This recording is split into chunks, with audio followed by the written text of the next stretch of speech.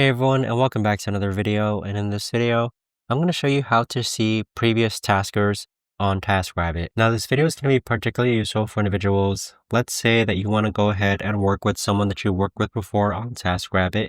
How do you actually go ahead and see that person? Now this video is going to be short, sweet, and simple, guys. There's not going to be a lot of steps involved.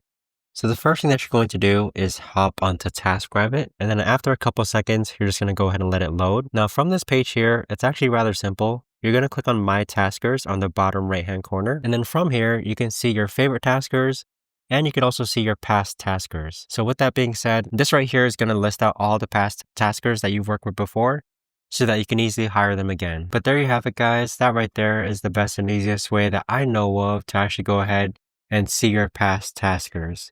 If you guys know of a better or easier way to actually do this, let me know in the comments down below. I would love to know.